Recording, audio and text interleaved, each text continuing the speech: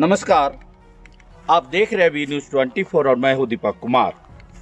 इस समय में जो देवभूमि कहे जाने वाले इस धरती का स्वर्ग उत्तराखंड उत्तरकाशी के इलाके में हूं और जिस जगह पे मैं हूं उस जगह का अगर मैं बखान करूं, यहाँ के लोगों से जो मैंने बात किया तो कुछ बातों पे अगर आप भी जानेंगे, हमारे दर्शक भी जानेंगे तो शायद आज के समय में उन बातों पर आप कोई भरोसा नहीं करेंगे, विश्वास ही नहीं करेंगे, क्योंकि ये आधुनिक ज़माना है और लोग उन चीज़ों पर विश्वास नहीं करते। लेकिन ये हकीकत भी है। ये जो जगह है इसको श्याम वन के नाम से जाना जाता है। ये जगह पे ऐसा माना जाता है कि इस जगह में भगवान श्री कृष्ण जब शायद उनका द्वारका में कुछ हुआ तो वहाँ से चलकर भगवान श्री कृष्ण यहाँ पर आए। और ऐसे भी मानता है जब भगवान श्री कृष्ण बाल रूप में जब काली दह में जब वो उसको कालिया नाग का जब उनका जो वध किए या शायद मारे तो उस समय बोला गया उनको कि भाई ये तुम जगह को छोड़ करके तुम कहीं पर उत्तर साइड में चले जाओ। तो ऐसा मानता भी है कि यहाँ पर शेषनाग महाराज भी आए और साक्षात यहाँ पे शेषनाग भी विराजमान है। साथ ही यहाँ का लोगों का ये भी कहना है कि इस जगह पर इंद्र की अप्सराओं का भी वास है। तो ये बहुत सारी चीज़ों से यानी कि रहस्यों से ये भरा हुआ ये वन है, ये जगह है। अगर कहे तो किसी तीर्थ स्थली से ये जगह कम नहीं है। लोग चार धाम, अपने कैमरामैन को कहूँ कि अगर चारों तरफ इसको घुमा के अगर बताएं तो ये जगह एकदम एक स्वर्ग से भी सुंदर जगह, एकांत, बहुत ही शांति है, बहुत ही अच्छा महसूस होता है। अगर यहाँ पर आएंगे तो शायद आपको अपने घर परिवार रिश्ते नातेदार कभी याद ना आए और ऐसे आप यहाँ पर इन वनों में खो जाएंगे, जगहों में खो जाएंगे। साथ में अभी जो एक यहाँ पे कार्यक्रम जो चल रहा है जो गौ महोत्सव जो है यहाँ पर रहस्यों से भरा हुआ है, तो इसको हम कह सकते हैं आधी हकीकत आधा फसाना। अब कितना हकीकत है कितना फसाना, तो चलिए यहाँ के कुछ स्थानीय लोग हैं, मैं उनसे भी बात करता हूँ कि क्या महत्व है, इस जगह को क्यों श्यामवन कहा जाता है। हर भजन में जो नागराज शेषनाग का गीत गाया जाता है, यहाँ देवी का गीत गाया जाता है, बहुत सारी चीज़ों का जो है यहाँ पर वर्णन किया जाता है। तो चलिए सबसे पहले हमारे बीच में एक टीचर है, शिक्षक है, मैं उनसे बात करता हूँ। नमस्कार। पहले तो मैं वी न्यूज़ को 24 को जो है नमस्कार देना चाहता हूँ कि उनकी जो टीम, आपका शुभ नाम? दीपक कुमार। हाँ, दीपक कुमार जी जो हैं और उनकी पार्टी यहाँ पर पहुँची है। मेरी तहे दिल से इस देवभूमि से और महाराज श्री गोपाल मणि महाराज जी की ओर से तहे दिल से जो है आशीर्वाद प्रदान करते हैं कि जिन्होंने इतनी दूर दराज क्षेत्रों में जो है अपनी टीम को भेजा है। और ये हमारी जो है ऋषियों की जो है तपोभूमि है। ये चोपड़ धाम जो है एक चौथा जो है धर्मस्थल, 4 धर्मस्थल हमारे उत्तराखंड में है। 5वीं जो धर्मस्थल देवस्थल बन सकता है ये चोपड़ धाम के नाम से जो है। चोपड़ धाम जो है बहुत अच्छी जगह है। यहाँ पर महाराज जी का जो है आश्रम है, गायों का जो है यहाँ पर बसेरा है। करीबन यहाँ पर जो है 200-250 गायियाँ जो है निवास करती हैं, ग्वाले हैं और उनकी देखभाल करते हैं।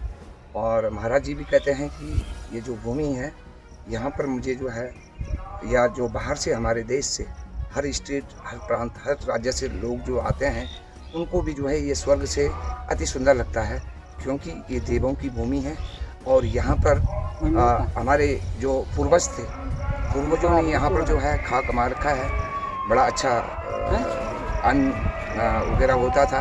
आज की जो हमारी जो जनरेशन है, धीरे धीरे हम इसको भूल रहे हैं, मगर आज गुरुदेव की ऐसी कृपा है कि उन्होंने हमें जो है, जो हम भूले हुए अपने संस्कार और संस्कृति है, उस पे जो है उन्होंने हमको ला दिया है, वापस ला दिया है। हाँ, तो मैं उनको भी नमन करता हूँ।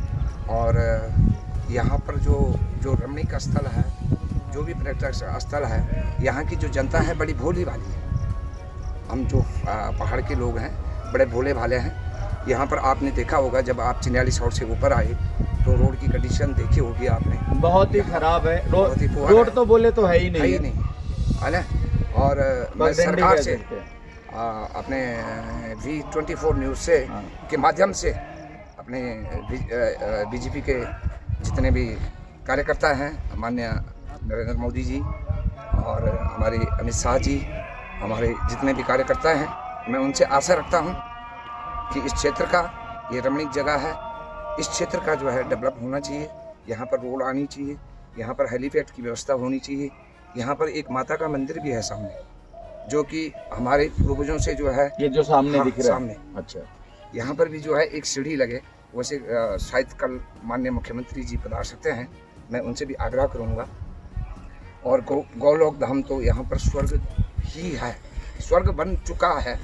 हमारे पूर्वज भी बोलते थे कि ये भविष्य में जो है स्वर्ग लोक के नाम से पुकारा जाएगा, और आज महाराज जी ने जो है इसको स्वर्ग लोक के स्तर पर पहुँचा दिया है। यही मैं आपसे कहना चाहता था, और राजनेताओं से मैं आशा करता हूँ कि गौ माता के प्रति। चलिए, बहुत बहुत धन्यवाद आपका। जो और इस पर आपकी जो मनोकामना इच्छा है वो पूरा हो।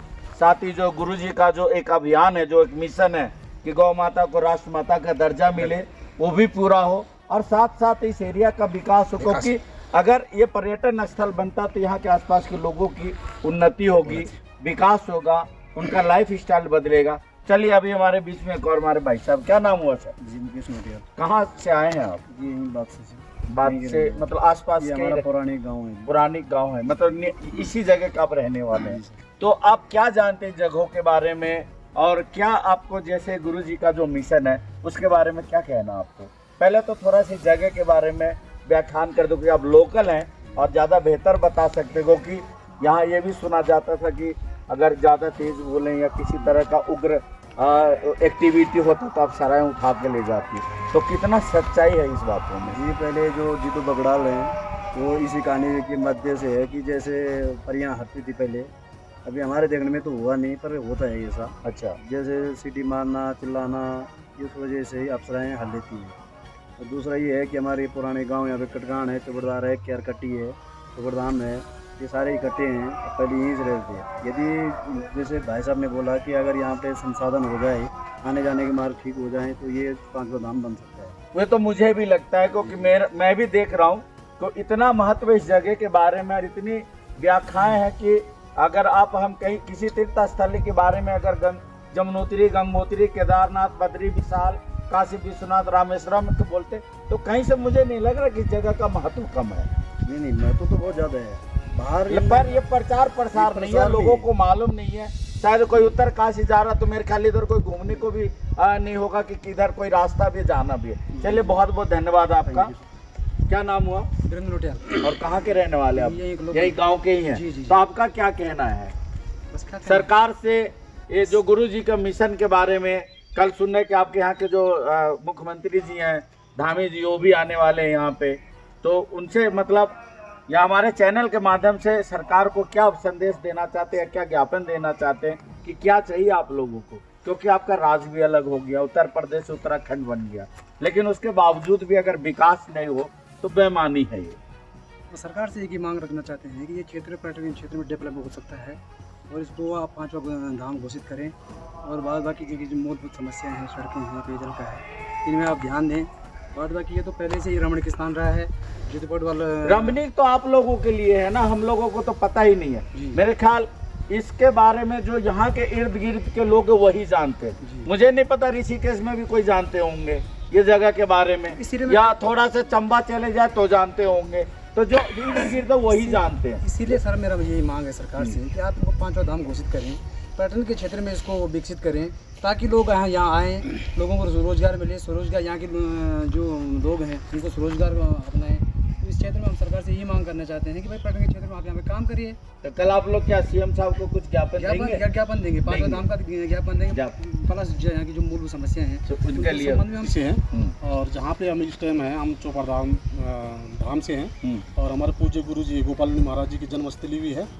और यहाँ पर आप भी देख रहे होंगे कि जैसे आप यहाँ पे आए, एकदम एकांत में आपको लग रहा है कि जैसे हम स्वर्ग में हो। तो यहाँ पे सबसे बड़ी प्रॉब्लम ये है कि आज तक किसी नेता ने या किसी भी ने यहाँ इस तरफ देख नहीं पाया, और यहाँ की जो है मूल जो सुविधा है उसमें जो है वंचित है। तो बिल्कुल सर। और दूसरी बात ये है कि जो हमारा ये क्षेत्र है, ये बेरोजगार में नंबर 1 में है। तो हम नाम है आपका? रविंद्र सकलानी। और आप भी लोकल नहीं है? लोकल नहीं, यहाँ दूसरे टीरी गढ़वाल के हैं। टीरी गढ़वाल के हैं, तो है तो उत्तराखंड, उत्तराखंड के हैं जी। चलिए, अच्छा, आपका क्या कहना है? ये अभी जो देखे इन लोगों का व्यथा है, इन लोगों की परेशानी है और बहुत सारी चीज़ों की यहाँ मूलभूत सुविधाओं की बहुत ही कमी है। क्या है तो पूरा ही कमी है। इस तरीके लोग संघर्ष करके अपना यह जीवन जी रहे, जैसे भी गांव है तो जिस तरीके से उनको गुजारा करना ही होता है। लेकिन इसके बारे में आपके गुरुजी का मिशन के बारे में, इस क्षेत्र के बारे में क्या कहना है? गुरु जी का जो मिशन है गौ माता राष्ट्र माता होनी चाहिए। क्षेत्र में क्या बोले, यहाँ की सरकार तो अनदेखी करे हमारे साथ, लोगों के साथ। हर क्षेत्र में ये हर जगह ये डेवलपमेंट होना चाहिए। या जैसे यहाँ चोपड़धार में 5 धाम के भाई लोग 5 धाम, उनको 5 धाम होना चाहिए।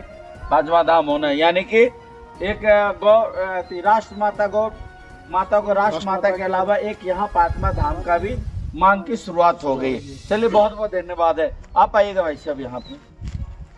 क्या नाम हुआ? कमल नौटिया। और आप कहाँ से आए हैं? मैं लोकल ही हूँ। आप भी लोकल ही हैं। तो आपको क्या कहना अपने जनप्रतिनिधियों के, क्योंकि आपके यहाँ तो वो वार्ड के भी सदस्य होंगे, मुखिया भी होगा, सरपंच भी होगा, विधायक भी है, MP भी है, सभी को आपने वोट दिया होगा। तो उन लोगों ने आपके वोट के बदले में क्या लौटाया है? कुछ नहीं दिया आज तक। कुछ हम वोट दे रहे हैं, हाँ, वो कुछ हमसे वोट लेके कुछ नहीं दिया। तो फिर वोट क्यों दे रहे हैं? क्या करेंगे, वोट तो देने होता है। तो नोटा भी एक आता है ना? हाँ, तो नोटा मैं दूंगा, नोटा सभी थोड़ा नोटा देंगे। तो नहीं पसंद है तो अगर 51% से ऊपर चला गया तो चुनाव रद्द हो जाता है। आज जिसके अगेंस्ट में दोबारा वो खड़ा नहीं होगा, ये जानते हैं आप? तो उस टाइम तो मनमोहनी बातें बोल देते हैं। वो तो बोलेंगे ना। पहले किसी और विधायक को बनाया, फिर हमने कहा इसने नहीं करा, हमने दूसरा बनाया, उसने भी नहीं करा। तो वो भी तो वही करते आम हैं। जनता ऐसे ही करती, जनता तो वोट ही देगी। अब ऐसे बहकाव में आ जाते हैं, यानी कि वो लोग आते हैं, बोलते हैं, फिर बाद में हवापानी.com हो जाता है। चलिए, और यही मेन समस्या यहाँ की जो है उसकी हॉस्पिटल की भी है। आपको मान्य हमारे कल माननीय मुख्यमंत्री जी आ रहे हैं, उनसे निवेदन है कि 3 जो मुख्य मांगे हैं, सड़क, शिक्षा और स्वास्थ्य पर हमारे ज़्यादा फोकस है। अगर यहाँ ये तीनों चीज हो जाती तो डेवलपमेंट हो जाएगा। चलिए, तो अभी जो हमने आपको आज पिछले 3-4 दिनों से जो बाहर के लोग से जो आए हैं, जो राजस्थान, हरियाणा, पंजाब, दिल्ली, सभी लोगों का हमने विचार जाना, सभी लोगों से बातें की हमने। यहाँ के आज लोकल लोगों से भी बातें हुई, तो सीधी सी बात है कि यहाँ मूलभूत सुविधा का भी बहुत कमी है और गुरु जी के धाम में आने के लिए बहुत सारी कठिनाइयों का सामना करना पड़ता है। हमारे बीच में जो है गुरु जी का एक परम शिष्य है जो चंद्रकांत जी, जो दिल्ली से आए हैं यहाँ पर। मैं उनसे बात करता हूँ। चंद्रकांत जी, आपका हमारे चैनल में स्वागत है। आपका भी धन्यवाद। बताएं चंद्रकांत जी, मैंने आपको देखा है बहुत जगह जहाँ भी हिंदुत्व की बात होती है आप बढ़ चढ़ के हिस्सा लेते हैं, चाहे वो दिल्ली हो या दिल्ली से बाहर हो। मैं आपका फेसबुक पेज भी देखता हूँ, पोस्ट भी देखता हूँ, हर जगह कहीं ना कहीं आप एक्टिव रहते हैं। तो यहाँ जो आप आए, यहाँ पर आने का आपका जो उद्देश्य है, मेन उद्देश्य है वो क्या है और क्या विजन लेकर के आए हैं, और गुरु जी से आपको कैसे संपर्क हुआ, आप गुरु जी के सानिध्य में कैसे आए? सभी सुनने वालों को जय गौ माता की। हम परम आदरणीय गुरु गोपाल मणि जी के शिष्य हैं और गौ माता राष्ट्र माता बनाने के लिए हम गुरु जी से जुड़े हुए हैं। गौ माता को राष्ट्र माता बनाने के लिए यहाँ गुरु जी का प्रोग्राम है, इसमें हम आए हुए हैं। यहाँ जितने भी दूर दूर से शिष्य आए हैं, गुरु जी से प्रेरणा लेके जा रहे हैं कि गौ माता की महिमा क्या है, गौ माता को राष्ट्र माता बनाना कितना आवश्यक है। इसलिए गौ माता को राष्ट्र माता बनाने के लिए हम सब एकजुट होकर, कंधे से कंधा मिलाकर, जितना हो सकेगा तन मन धन से सभी गौ माता प्रेमी जितने भी हैं, हिंदू भाई, सनातनी, सभी से मैं आह्वान करता हूं, गौ माता को राष्ट्र माता बनाने के लिए एकजुट हो जाइए। अभी नहीं तो फिर कभी नहीं। जागो सनातनियों, जागो, इससे पहले कि देर हो जाए। जो भरा नहीं है भाव से, बहती जिसमें रसधार नहीं, वह हृदय नहीं है पत्थर है, जिसको गौ माता से प्यार नहीं। माँ माँ माँ, जय गौ माता की, जय राष्ट्र माता की, माँ माँ।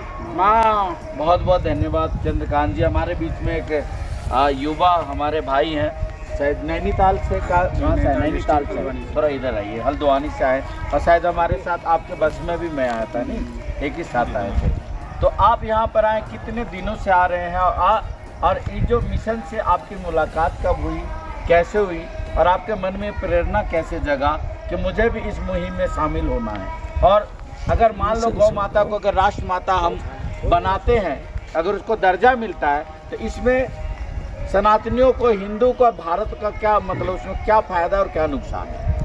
पहले तो आप सभी का धन्यवाद करना चाहूँगा। मेरी मुलाकात 3 साल पहले गुरुजी से हल्द्वानी में ही हुई थी, तो उस समय मैं मिल नहीं पाया था ठीक से, बट आज पहली बार आने का मौका मिला मेरे को। यहाँ पे बहुत अच्छा लगा मिलके। और रही बात गौ माता को राष्ट्रमाता बनाने की, तो माँ होती है, वो राष्ट्रमाता क्या पृथ्वी की भी माता है, सबकी माता है वो, और उनको राष्ट्रमाता का अधिकार दिलाने के लिए हमको लड़ना पड़ रहा है। माँ के लिए तो अधिकार, माँ को तो अधिकार दिलाने की ज़रूरत ही नहीं है वैसे। माँ तो पुत्र को अधिकार मिलना चाहिए, लेकिन माता को भी यहाँ अधिकार दिलाना पड़ रहा है। और हम यही चाहेंगे सबसे कि सब सहायता करें कि राष्ट्रमाता बनाने में सब सहयोग करें। और बाकी क्या नाम हो आपका? महेश चंदोला। महेश चंदोला जी, वैसे क्या प्रोफेशन है आपका, क्या करते हैं आप? मैं अभी जॉब करता हूँ। जॉब कहाँ? मदरसन में। Motherson Sumit system limited. अच्छा। तो वो शायद वायर कोई सर्टिफिकेट बनाते हैं गाड़ियों का, वायर आने से बनाती है जी। ठीक, बहुत बहुत धन्यवाद। अगर आप ये वीडियो YouTube पर देख रहे हैं तो हमारे चैनल को सब्सक्राइब करें और बेल आइकन को दबाना ना भूलें। अगर आप Facebook पर ये वीडियो देख रहे हैं तो हमारे पेज को लाइक करें।